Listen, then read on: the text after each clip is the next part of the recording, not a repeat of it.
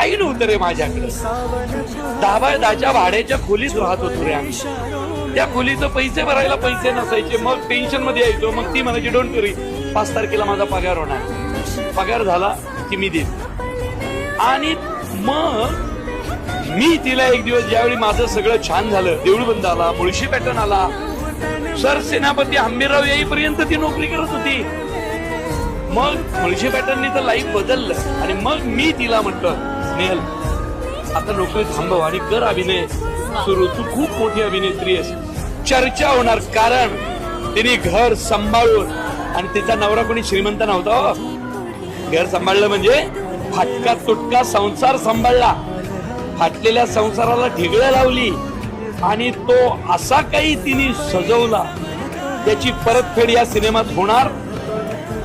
तुम्ही, मी तिच्या अभिनयाबद्दल बोलत नाही, तुम्ही ते सिनेमा पाहून बोला. तुम्ही दोघं नवरा बायको जर या क्षेत्रातले असाल तर एकमेकांवर विश्वास ठेवा. बहुत बडा करिअर दोघांचं आगे आने वाला आहे. आणि स्वामी आहेत ना पाठीशी. अर्थात